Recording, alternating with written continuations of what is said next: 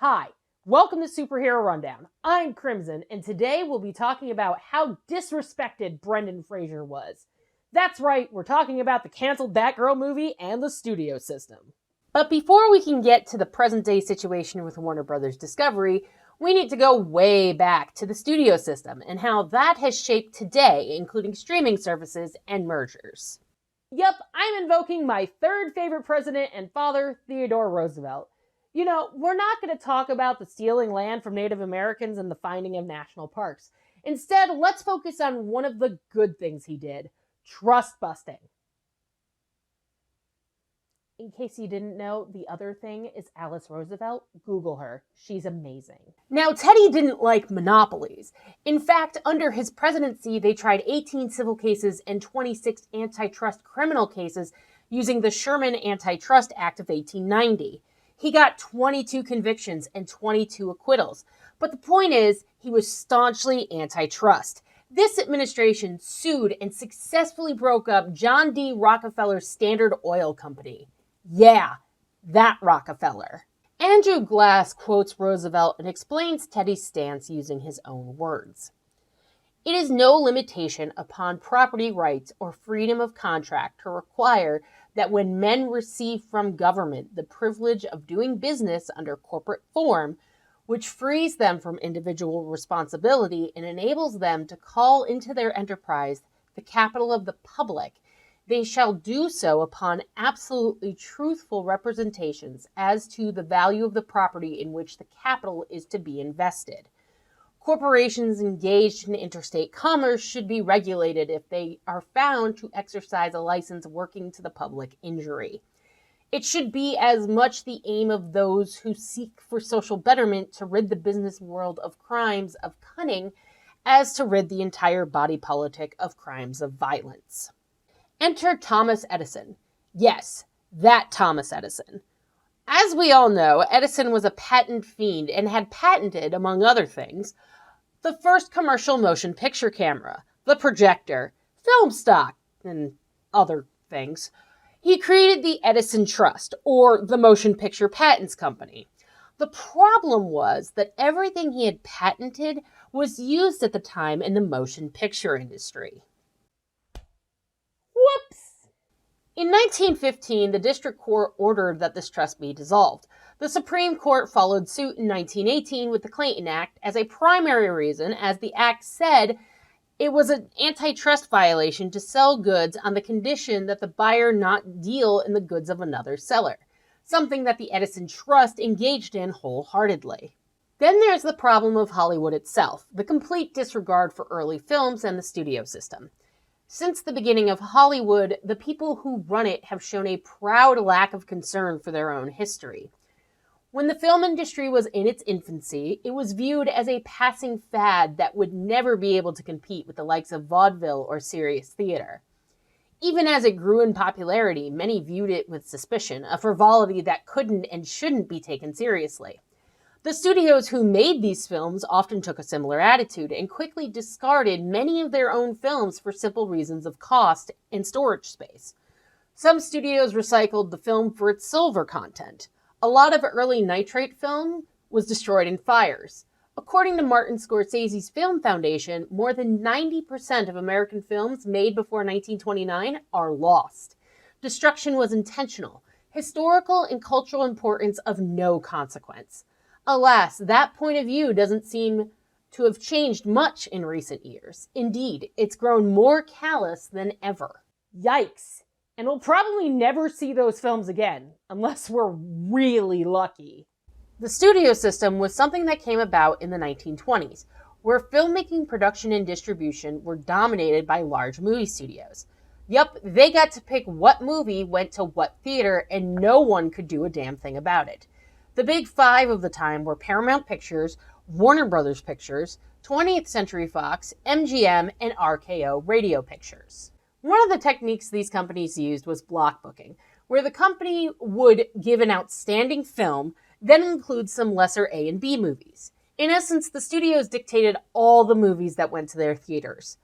Actors weren't contracted by film, but by studio, which was the way of life until 1948, when the Supreme Court was like, Nah, we're not doing this anymore. You can't block book short films anymore.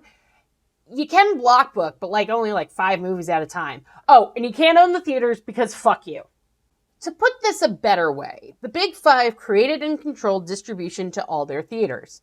For example, one time in October of 1941, Warner Brothers released The Maltese Falcon, Target for Tonight, and Law of the Tropics. Most people have heard of the first one. I don't think I know what the second two are even about. Now imagine you are a theater that wants to run one of the biggest movies in the year and have to take the other two or you can't run The Maltese Falcon. This had a few major effects. Mostly the rise of independent movie theaters, the rise of independent film as they weren't beholden to studios, and the beginning of the end for the studio system, as now the studios were allowing creative freedom and had to bank on just stars or subject matter as opposed to just doing what they wanted. But did you notice something? I have yet to talk about the biggest one of them all, Walt Disney and the Disney Corporation. There's a reason for that. It wasn't included in the Paramount Supreme Court ruling because it was small at the time. Oh, by the way, the death knell for the studio system wasn't actually the Supreme Court ruling, but Howard Hughes. Yeah, that Howard Hughes. He had a controlling interest in RKO in the same month that the decision was reached. He signaled that he was ready to help the federal government break up the studios. He broke up RKO into a pictures corporation and a theaters corporation, and committed to selling his stake in one of the companies. By 1950, the studio system was mostly dead. And of course, with the rise of television, that certainly created competition. Then we had Blockbuster, Netflix, and the rise of streaming. And this is where we find ourselves today as we discuss Batgirl. Nowadays, the major motion picture companies look slightly different, but not as different as we might expect. NBC Universal, Paramount, Warner Brothers, Sony Pictures, and Walt Disney Studios. And we will now focus on Warner Brothers Pictures, because as we know, this is the fault of a Warner Brothers and Discovery merger.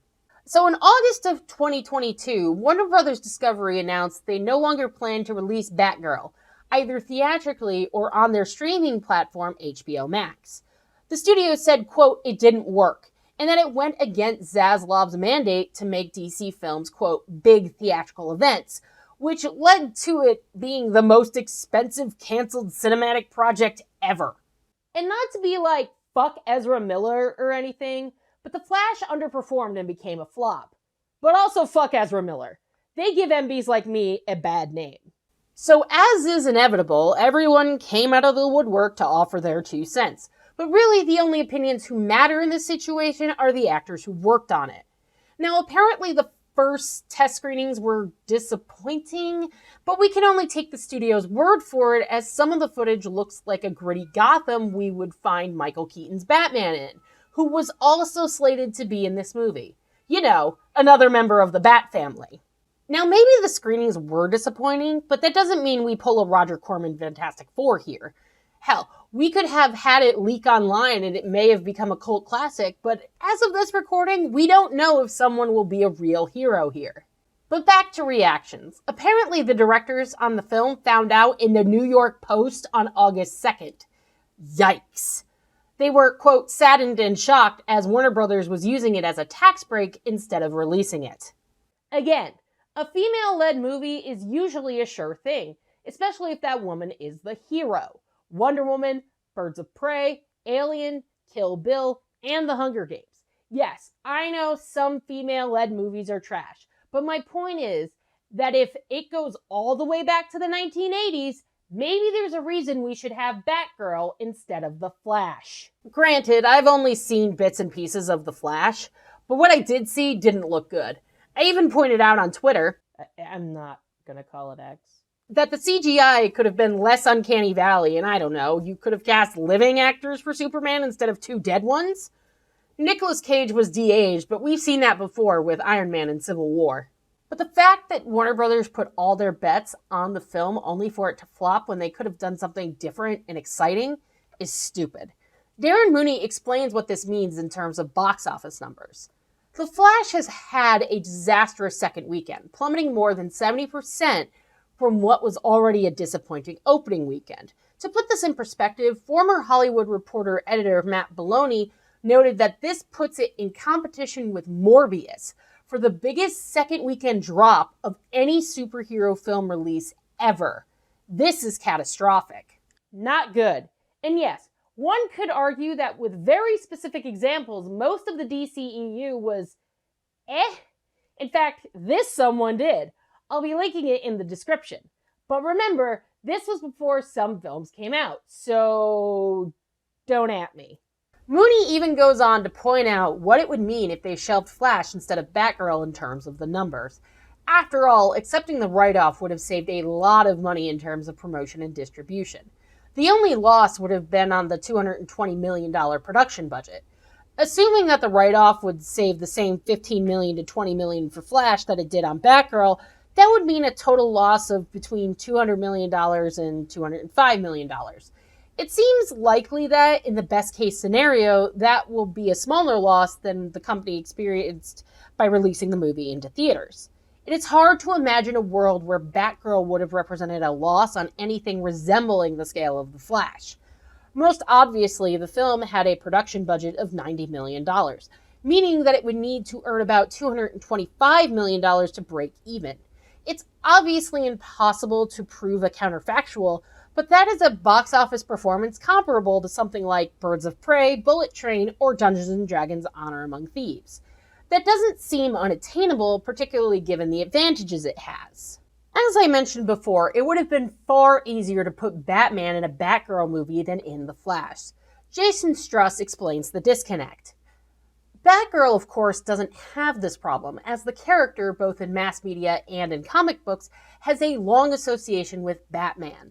From her debut in the 1960s Adam West TV show to her 50-plus years of adventures fighting alongside Bruce and the rest of the Bat family, Batgirl is more at home with Batman than The Flash is.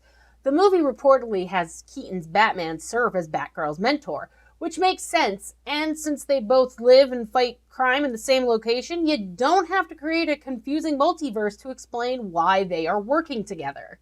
Jason then goes on to explain that Batman has been popular for over 80 years, and since Batgirl has no ties to the DCEU, it would have been easier to include Batman in that film instead. After all, Barbara is Jim Gordon's daughter, a frequent collaborator of Batman. But the crux of the matter is actually pointed out in The Mary Sue by Rachel Ulatowski. Sorry, I couldn't find a pronunciation. Is it really that bad of a film? Most viewers find it hard to believe that the film was as atrocious as Warner Brothers painted it to be, especially because the studio was so very wrong about its most recent 3 films.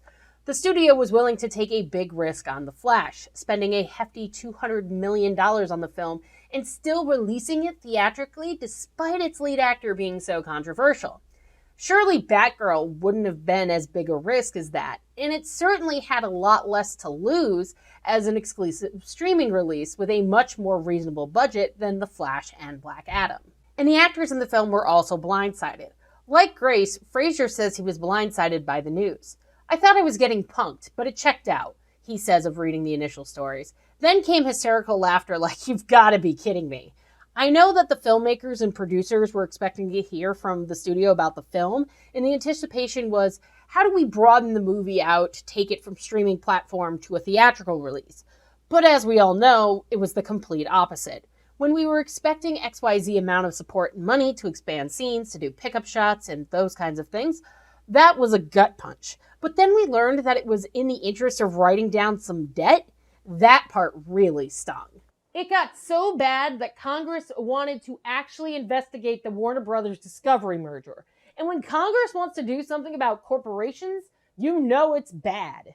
On April 7th, 2023, various members of Congress wrote an angry letter to the Attorney General about the, quote, unacceptable business practices of Warner Brothers Discovery. They denounced the unification of the two giants and even harkened back to our antitrust man, Roosevelt, that we talked about in the beginning. See, it was relevant to talk about. But everyone is pointing out the obvious here. It doesn't look likely that anyone will break up the media conglomerate. At least not right now. Especially when the merger was blessed by none other than the Justice Department. Okay, you say, but what is the point of this? Well, for starters, I'm anti-capitalist, so pointing out the flaws inherent in the system is fun for me. Plus, Max is a very expensive platform at $14.99 USD. but they don't seem to offer as much content as they used to, especially diverse content, as Winston Cho points out. HBO Max's offerings have been as well known for their cultural diversity as for their quality and ambition. Some of the streamer's stickiest content has been facilitated through partnerships with Japanese animation house Studio Ghibli and Crunchyroll, which specializes in anime distribution. But the goodwill and competitive edge garnered from embracing a wide collection of titles across several genres, like Insecure, A Black Lady Sketch Show, and Studio Ghibli's Spirited Away, may now be eroding. Oh, in the public sales call where they were like, Max is for dudes and Discovery is for ladies. That's great, but what about the non-binary fineries, Zaslav, huh? I will say I don't think movie theaters are quite dead yet. I saw Barbie and there was a line out the door at the theater. I do think that if people see them in theaters, word of mouth is very powerful in terms of when it comes to streaming. For example, I had a lot of people enjoy the Super Mario Bros. Movie, enough that I'll probably watch it after I finish recording. And making an argument against streaming isn't really my area of expertise, but I can tell you what CEOs of media corporations are. Cultural vandals. Yeah, I said it. Donaldson, who I cited earlier, explains what that is and what Zaslav is doing to the Warner Brothers Discovery ship. David Zaslav is a cultural vandal, a figure of astonishing impunity who views one of our most important art forms as little more than a series of knickknacks in a vault he can pick apart for pennies. What he has done to Warner Brothers is nothing short of embarrassing, and the doors it opens for his fellow executives to follow suit will have shocking long-term consequences.